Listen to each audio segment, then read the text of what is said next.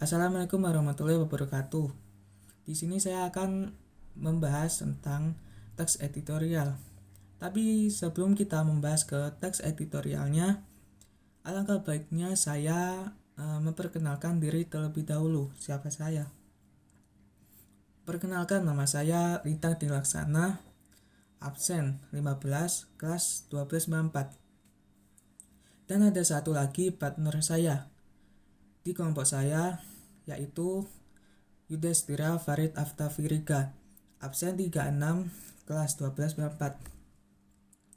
Oke, selanjutnya kita akan membahas tentang teks editorial. Tapi sebelum kita membahas tentang teks editorialnya, kita akan melihat peta konsep atau materi yang akan kita bahas.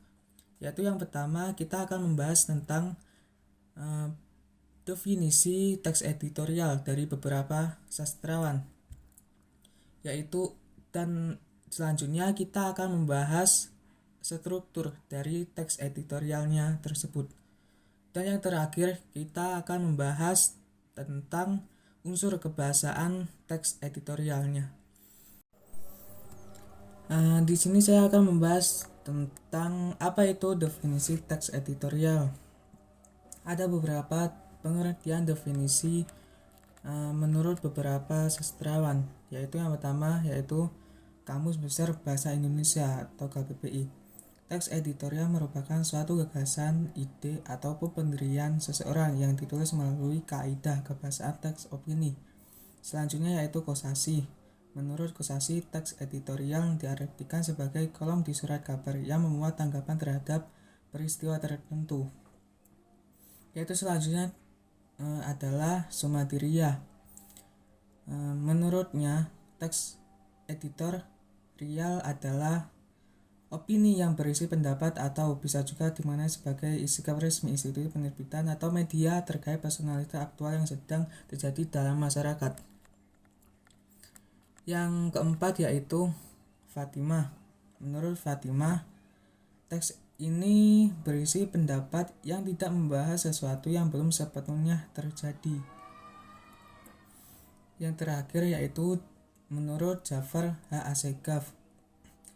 Ia mendefinisikan teks editorial sebagai fakta dan opini singkat, namun tetap logis. Itulah tadi definisi dari teks editorial menurut beberapa ahli. Oke, kita selanjutnya akan membahas tentang struktur dari teks editorial. Teman-teman, di sini saya akan membahas tentang struktur teks editorial.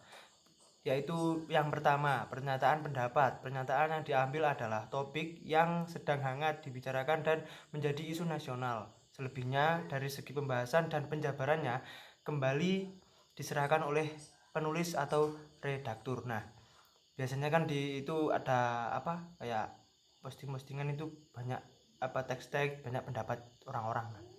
Jadi itu termasuknya tuh. Nah, yang kedua, argumentasi. Secara teknis penyampaiannya, argumentasi akan lebih meyakinkan apabila banyak fakta yang disampaikan. Akan semakin baik jika ada pendapat ahli. Nah, itu juga termasuk pengaruh untuk meyakinkan teman-teman semuanya yang membaca teks editorial itu. Jadi kalau ada bau-bau ahli dan itu kan sudah terpercaya. Nah, itu. Yang ketiga, pernyataan ulang pendapat. Pernyataan ulang pendapat diberikan pada bagian pesan yang dirasa penting bagi pembaca. Umumnya pernyataan ulang pendapat atau reiteration ini diletakkan di bagian akhir teks. Karena apa? Karena itu bagian paling penting sekali. Biasanya teman-teman semuanya kalau membaca teks yang panjang ya pasti akan lupa intinya, yaitu ya itulah ditaruh di belakang supaya pas waktu kalian sudah tamat membaca jadi bisa mengingat kembali. Nah, itu menurut saya. Selanjutnya, let's go. Nah, yang selanjutnya adalah kaidah kebahasaan, yaitu adverbia, kata keterangan yang ada dalam teks editorial. Biasanya yang sering muncul dalam teks editorial adalah adverbia frekuentatif. Contohnya seperti kata-kata selalu, biasanya, sering, kadang-kadang, jarang, sebagian besar waktu. Nah, itu banyak muncul di teks-teks itulah ya. Yang kedua, konjungsi, yang kata penghubung. Biasanya banyak ditemukan konjungsi antar kalimat seperti bahkan, malahan, dan sesungguhnya.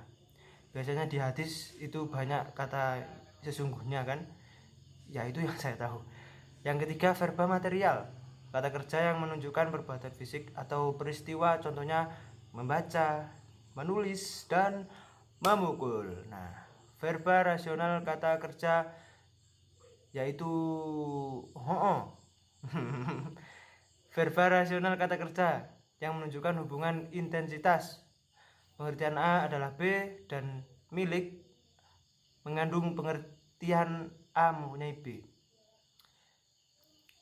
Verba mental, kata kerja yang menerapkan persepsi, melihat, merasa, afeksi, suka, khawatir, dan kognisi, berpikir dan mengerti. Oke, sekian dari saya. Bila ada kata yang salah dalam perkataan saya, mohon dimaafkan. Sekali lagi, terima kasih.